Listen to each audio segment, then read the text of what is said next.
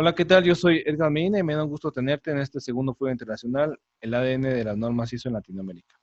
Ahora vamos a ver el tema con nuestra querida amiga y colega Fabiana Iglesias de Panamá, que nos va a hablar de la ISO 15189 en su actual versión, donde nos va a hablar acerca de los laboratorios clínicos, sus requisitos para la calidad y competencia. Adelante, Fabi. Bueno, buenos días o buenas tardes a todos, depende de dónde nos estén acompañando. Y bueno, agradecer a Edgar la oportunidad de participar en este segundo foro internacional, en el tercer grupo de conferencias, y compartir con ustedes la importancia de que esto representa realmente para todos nosotros. O sea, el acceso a la capacitación o compartir estos conocimientos no es sencillo, a veces uno no encuentra dónde acceder a esto, y realmente por eso agradezco a Edgar haber tomado este tipo de iniciativas, ¿no? Para mejorar las competencias de todos los latinos. Eh, bueno, en este momento yo lo que les voy a compartir es mi experiencia con esta norma, que es una norma que puntualmente a lo que se enfoca es a los requerimientos para lo que es la calidad y la competencia de laboratorios clínicos. Bueno, acá les he dejado una pequeña reseña. Yo de profesión soy farmacéutica, me especialicé en el área de farmacia hospitalaria, y específicamente en lo que es preparación de medicamentos. Luego de eso, por vueltas de la vida, fue que me trasladé a Panamá, donde estoy viviendo hace aproximadamente 9 años. Yo soy argentina originariamente. Pero bueno, ya tengo otro país de residencia donde también tengo parte de mi corazón acá. Mi inicio en normas ISO fue en Argentina, donde un hospital donde yo trabajaba justamente certificó varios procesos allá como por el año 2000, y a partir de ahí fue que me gustó este tema de normas, y ya cuando llegué a Panamá empecé de firme ya llevando sistemas de gestión, y luego, bueno, capacitándome en distintas normas y demás, hasta llegar a ser consultora y auditora para SGS. Yo soy auditora de certificación, y también hago auditorías de segunda parte y de primera parte cuando hago implementaciones. Bien, el contenido que vamos a ver hoy día entonces son algunas generalidades sobre esta norma, el ciclo de vida de esta norma, la estructura y una comparación respecto a la norma ISO 9001. ¿Por qué? Porque lo que yo les quiero compartir es mi experiencia respecto a esta norma, donde yo tomé contacto con ella trabajando como responsable de un sistema de gestión en un hospital. En ese hospital dio la casualidad que tenía un laboratorio que cuando yo ingreso a implementar 9001, ya estaban acreditados con la 15189. Entonces, en una de las ampliaciones de alcance que se hizo, que fue justamente ese laboratorio clínico, el desafío que tuvimos fue integrar ambos sistemas. Porque si bien hay algunas similitudes, también hay algunas diferencias. Y sobre todo, eso es lo que les quiero rescatar. Yo no soy ni bioquímica ni laboratorista de profesión, tengo una profesión cercana, pero sí tuve la experiencia de poder compartir y trabajar y ayudarlos en este tema de la integración. Y eso es lo que les quiero ocupar. El objetivo entonces de esta ponencia va a ser sensibilizar lo que es el área de aplicación y estructura de esta norma, y hacer una comparación con la norma que prácticamente todos manejan, que es la 9001. Yo les quise traer acá unas generalidades de esta norma, ¿sí? Esta norma es una norma que está bajo la responsabilidad del Comité Técnico 212, el Working Group, el grupo de trabajo número 1. El alcance de esta norma es lo que es la estandarización y la guía en lo que es el laboratorio clínico, o sea, el laboratorio médico, no los laboratorios de ensayo, sino el médico. En cuanto a lo que son los sistemas y test de diagnóstico in vitro. Incluye, por ejemplo, lo que es el sistema de gestión, lo que son los procedimientos pre-analíticos, post-analíticos y los analíticos también, la seguridad del laboratorio, y lo que son los sistemas de referencia y el aseguramiento de calidad. Acá no está incluido todo lo que es abordado por la 9001, ni por la 13485, ni por algunos otros comités.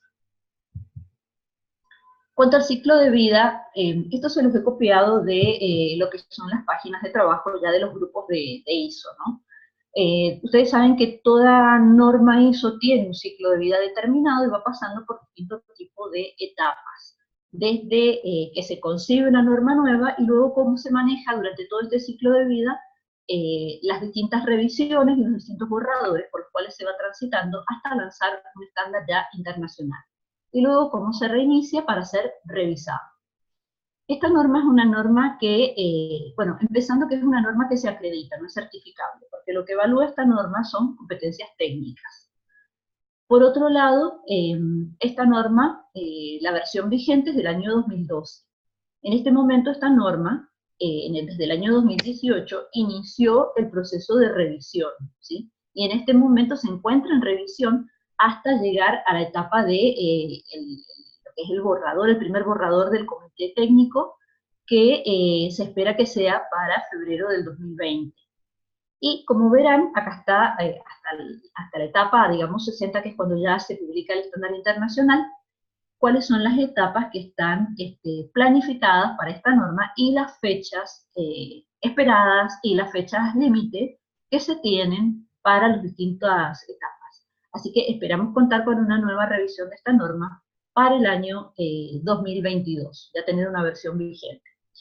Esta norma, como es una norma acreditable, no está siguiendo la estructura del anexo SL, sino que tiene una estructura propia, ¿no? La estructura de esta norma tiene 5 grandes puntos. Los 3 primeros sí los comparten con todas las normas que se manejan con el anexo SL, que es cuál es el alcance, las normas de referencia y términos y definiciones. Pero luego todos los requisitos que son auditables se encuentran agrupados en 2 grandes puntos. El punto 4, que habla de todos los requisitos de gestión y que son bastante similares a la ISO 9001, y luego vienen todos requisitos muy específicos para los laboratorios clínicos que están agrupados bajo el punto, la cláusula 5. Entonces, iniciando con lo que es la comparación, vamos a ver todo aquello que está en el punto 4, digamos, de la norma, en cuanto a requisitos del sistema de gestión.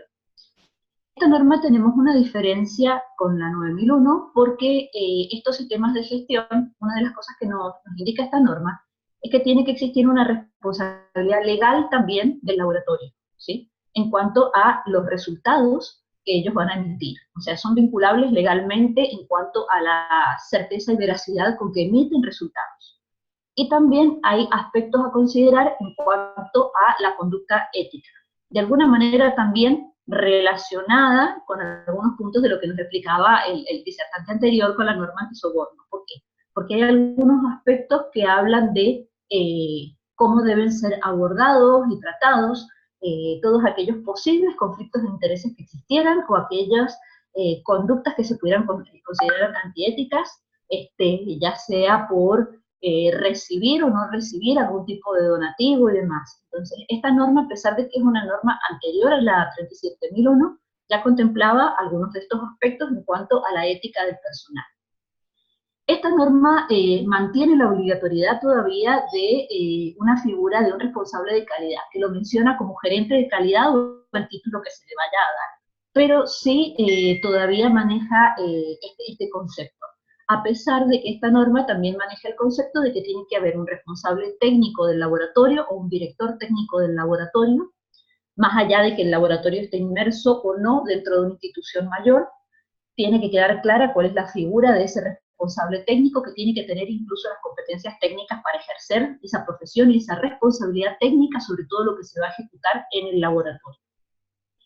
Esta norma también mantiene lo que es como requisito la existencia del manual de calidad, donde especifica cuáles son los requisitos mínimos que debe contener, los aspectos mínimos que debe contener este manual de calidad, ¿sí? En cuanto a la figura del laboratorio, la responsabilidad, la relación que existe con otras áreas del hospital, si está dentro del hospital, la interacción, incluso hasta solicita un plano del laboratorio, indicando cuáles son las áreas que tiene, las áreas de evacuación, de relación, de movimiento, de acceso, la ubicación dentro de la organización mayor donde se encuentre inmerso.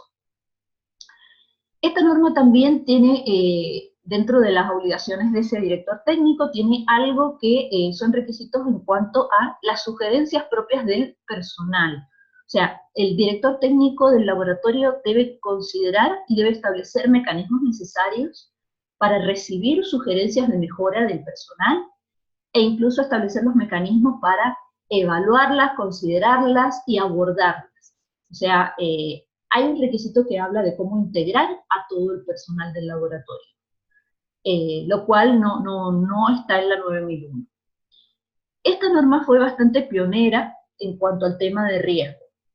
Y es una norma que, si bien mantiene el tema de las acciones preventivas, ¿sí?, para el sistema de gestión, ella nos habla de lo que es el análisis de riesgo de los procesos de trabajo, o sea, específicamente no en el sistema de gestión, que lo mantiene todavía con acciones no solamente correctivas, sino preventivas, sino también a los procesos de trabajo, a los procesos técnicos, cuál es el riesgo que existe en estos procesos técnicos, las fallas potenciales que pudieran haber respecto a los equipos, a las aplicaciones erradas de una técnica, a la falta de competencia del personal, y cómo puede esto llegar a impactar, a influir en los resultados de los análisis o en la pérdida de la confidencialidad de la información.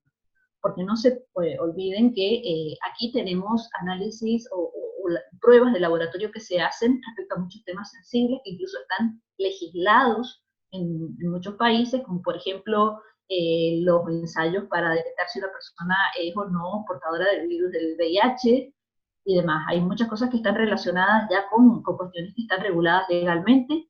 Entonces, cómo la transmisión de esto puede llegar a afectar o no. Y acá lo que se mira también es el tema de que a quién se le puede llegar a dar un estudio o lo que es la aceptación por parte del paciente en cuanto a que si se desea o no realizar tal o cual prueba que se le puede llegar a realizar. Por ejemplo, algún estudio de una muestra, de una parte, de algo que se haya extraído durante una cirugía. ¿Sí? Hay muchas cosas que afectan y que tienen que llegar a firmar acuerdos de aceptación previo que se hagan ciertas pruebas.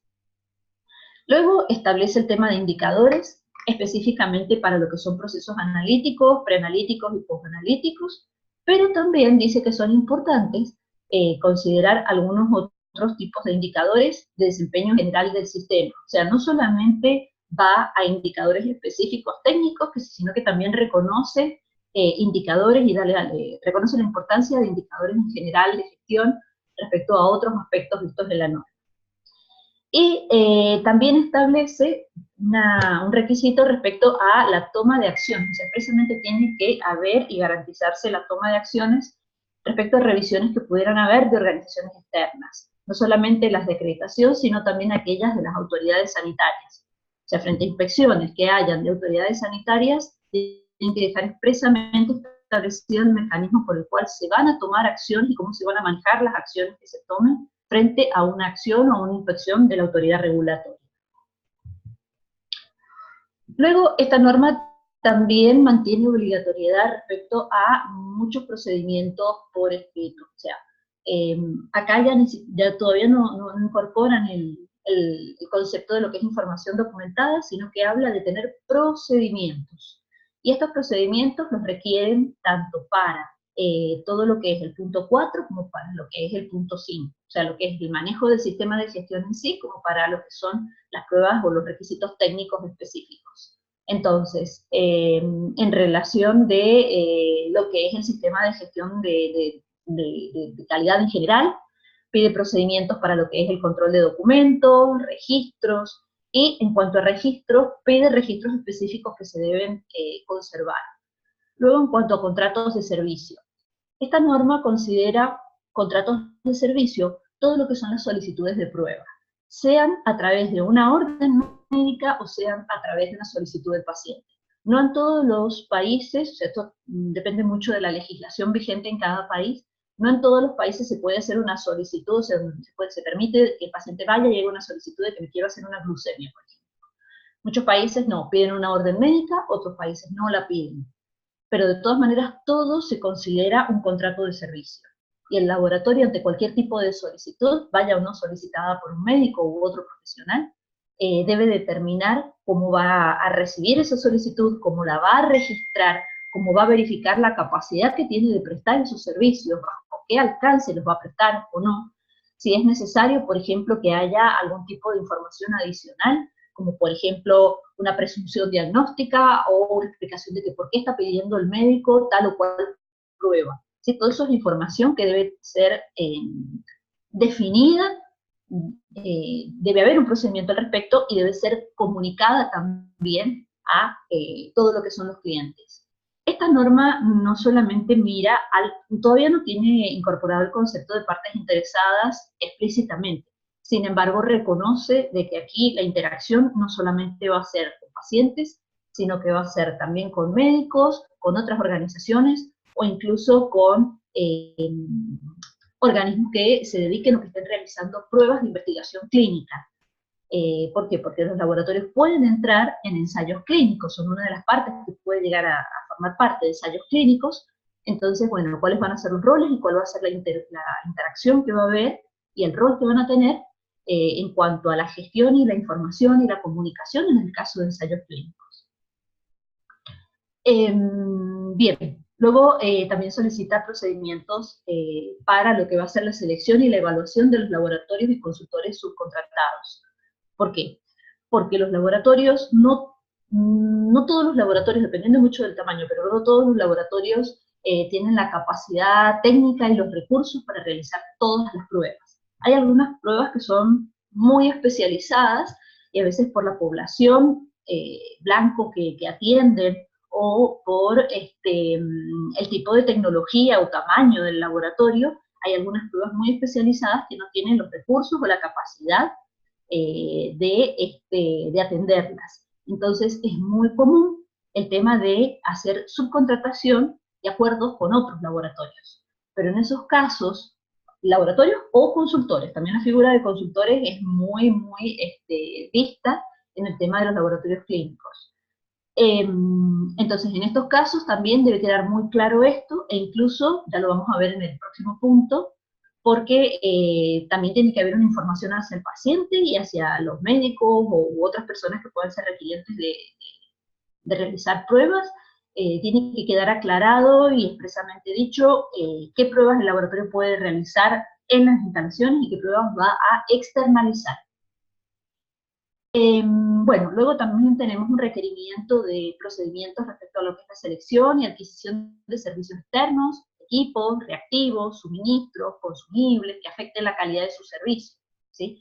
Acá ya sí se pone bastante técnico en cuanto a qué le voy a pedir a mi proveedor de equipos, cómo voy a manejar la contratación de equipos, qué le voy a pedir en cuanto a calificaciones. O sea, esta norma es bastante técnica en cuanto a que para todo esto tenemos que manejar algunas pruebas en cuanto a lo que es la IQ o Q o Q o lo que es la calificación en cuanto a la instalación, la operación y lo que es performance.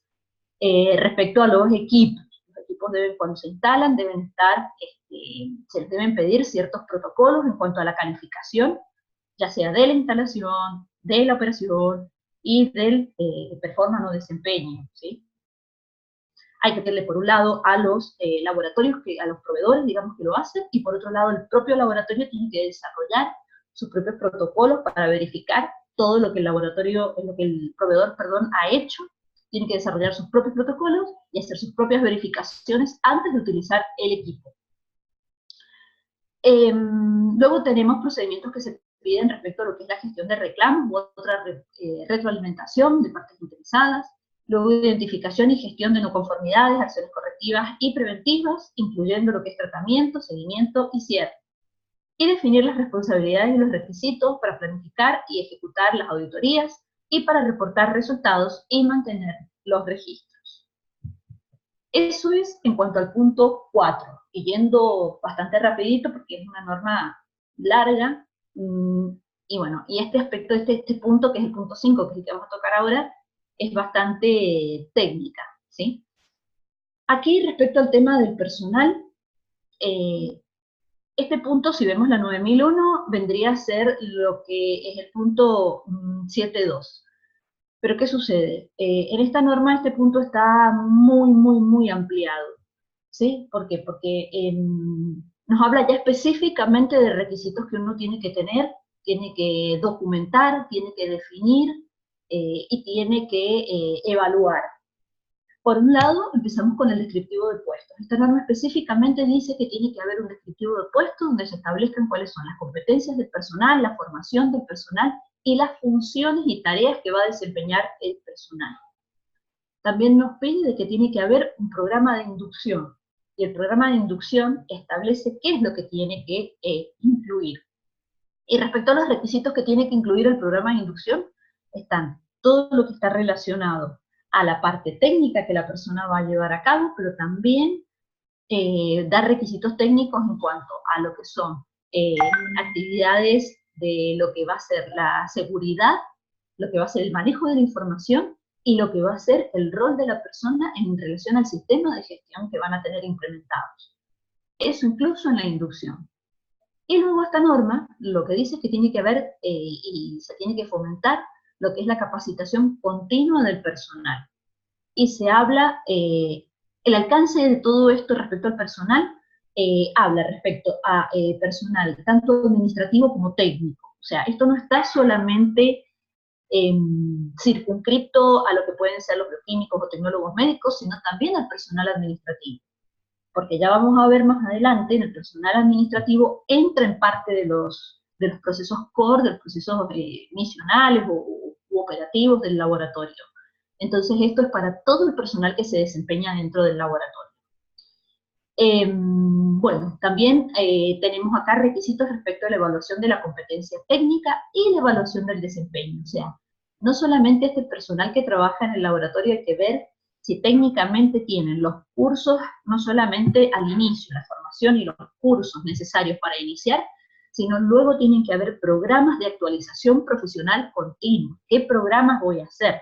No solamente ante la instalación de un nuevo equipo, sino ante adquirir una nueva prueba, adquirir una nueva técnica, o incorporar un nuevo reactivo. O sea, tengo que ver todo lo que el personal va a ir necesitando, lo tengo que tener en un plan de capacitación. Luego, hacer evaluaciones de ese personal en cuanto a cómo se desempeña, ver la calidad de reportes, la calidad de pruebas, la calidad de estudios que hace, cómo tiene el equipo, si el equipo lo califica, ¿no?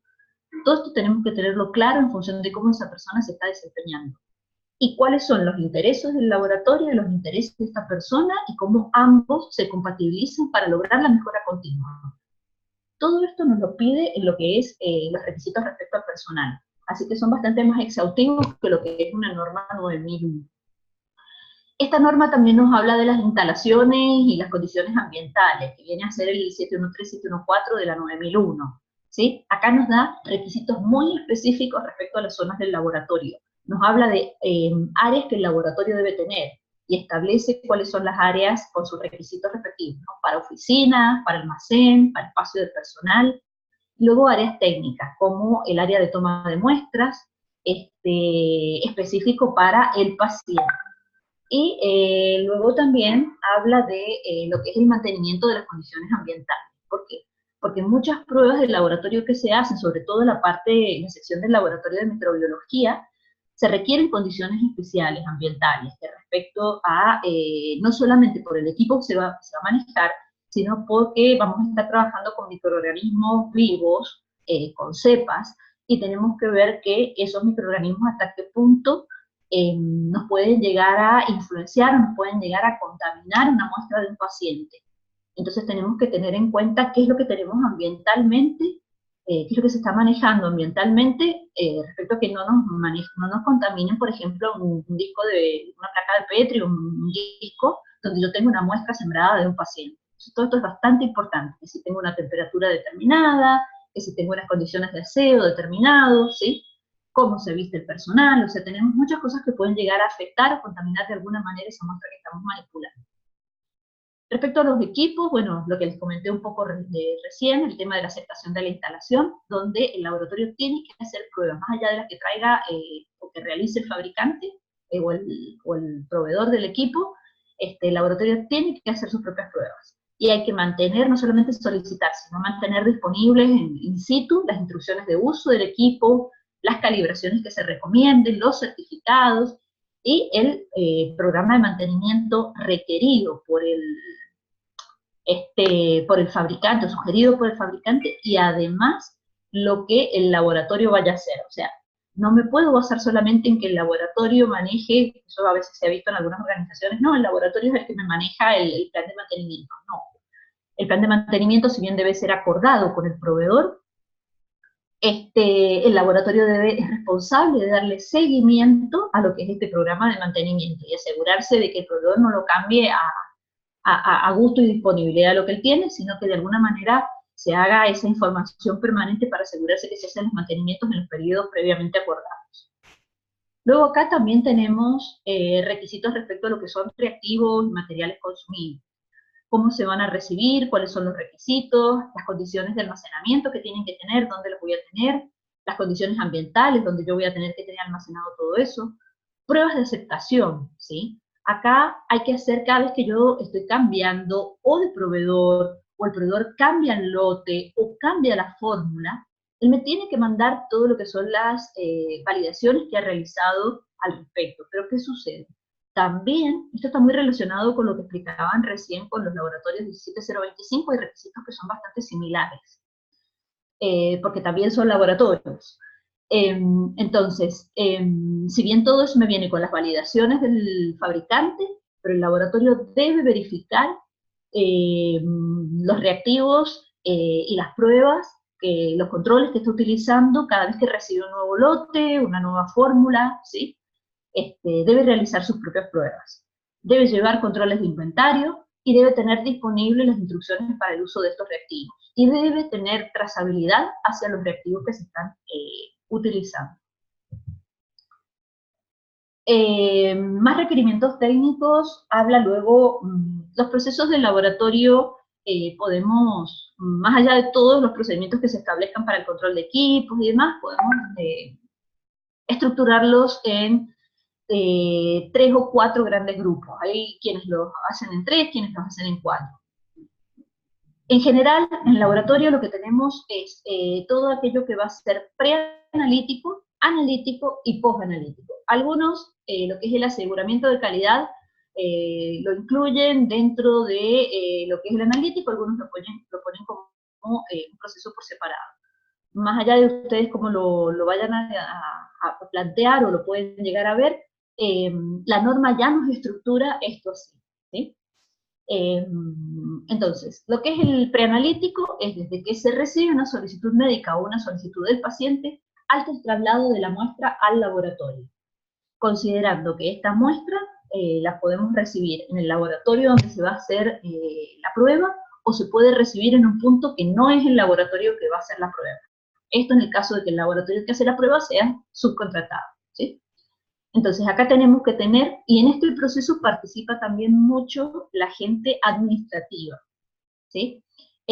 ¿Por qué? Porque acá tenemos lo que son la entrega de instrucciones previas a la muestra. Muchas veces, muchas pruebas requieren de preparar al paciente. O sea, el paciente debe hacer o debe seguir unas instrucciones previas antes de tomar la muestra. Por ejemplo, todos nosotros estamos acostumbrados a que nos queremos hacer una prueba de glucemia. Bueno, ¿cuál es la recomendación? Mire, señor, haga un ayuno toda la noche, no desayune, no coma nada dulce, si acaso puede llegar a tomar agua antes de hacer la extracción de la muestra. No puede estar desayunando. Entonces, todas estas son instrucciones que al paciente hay que comunicárselas. Hay pruebas que son más complejas, entonces el laboratorio tiene que incluso tener instrucciones por escrito que el paciente tiene que retirar antes, y a veces 1 o 2 días antes de hacer la toma de muestra. Entonces, ¿cuáles van a ser las instrucciones durante la toma de muestra y previa? ¿Cómo va a ser el transporte de esa muestra, si en el caso tal existiera? ¿Cómo se va a recibir, las condiciones de recepción? ¿Y cómo se va a preparar y almacenar la muestra? Porque muchas veces la muestra no es procesada en el momento. Entonces, ¿qué precauciones hay que tomar, o cómo la tengo que tomar o envasar, o si le tengo que colocar algún tipo de producto, le tengo que incorporar algún tipo de producto para que la muestra esté adecuada en el momento que se vaya a procesar? Bueno, ¿y dónde la voy a almacenar? Si tengo que almacenarlo en frío, si no, qué características tengo o qué consideraciones tengo que tomar respecto a esa muestra. Luego, el análisis en sí mismo, que es cómo voy a seleccionar, verificar y validar los procedimientos analíticos. Los procedimientos analíticos van muy de la mano a qué es lo que yo voy a utilizar como reactivos, y va muy de la mano de las instrucciones que nos da el proveedor de esos reactivos respecto de cómo voy a tener que hacer la prueba, ¿no? Ellos tienen que determinar también la incertidumbre de las mediciones reales y definir los intervalos de referencia biológica. Estos intervalos son los intervalos que nosotros normalmente solemos ver en los estudios, en los informes de laboratorio, donde nos dicen, bueno, este es el resultado que usted tiene y los valores de referencia para la población en cuestión es entre tal y tal. Y a veces esos valores de referencia pueden variar de acuerdo a si se tratan adultos, niños, mujeres u hombres. Que esos valores de referencia están dados por los valores de referencia de estudios hechos en poblaciones con determinadas características. Incluso esos valores de referencia pueden llegar a variar entre distintas poblaciones de distintos países. Entonces todo esto tiene que estar preestablecido y tiene que conocerse. ¿Por qué? Porque este resultado que yo estoy viendo tengo que ver si para la población contra la cual me están contrastando es un resultado esperado o tengo alguna anomalía. Bien, luego en cuanto al aseguramiento de calidad de los resultados, ¿qué sucede? En los laboratorios, acá también, así como lo explicaban recién, creo que Tatiana es la que explicó este tema de los laboratorios que abordó el tema de la 17025, hay controles que son internos y controles que son externos, ¿sí? O sea, el laboratorio tiene que asegurar que internamente no va a tener desviaciones de acuerdo al equipo de trabajo o la persona que esté haciendo las muestras. O incluso si yo repito esta prueba con esta muestra, voy a obtener los mismos resultados, se voy a poder reproducir estos resultados. Entonces tengo que asegurarlo internamente, pero también tengo que asegurar, comparándome con otros laboratorios, que mis resultados son reproducibles. Claro, ¿contra qué me comparo? Contra laboratorios que utilizan los mismos reactivos, los mismos equipos y bajo condiciones similares. ¿Para qué? Para que el paciente no tenga distintos resultados, depende del laboratorio donde vaya. Para eso, ellos se basan en unas reglas para control de calidad, que se conocen como los valores, con curvas y gráficas, y les van estableciendo, bueno, se tiene que dar esto, y en el caso que no se da, tienen que repetir las pruebas, o tienen que cambiar reactivos y demás. ¿Se escucha? Porque estoy recibiendo un mensaje que me dice que la conexión no es estable. Si no se escucha, por favor me avisan. Sí, sí se escucha, nada más te quedan 5 Okay. minutitos. Bueno, voy rapidito, ya estamos terminando.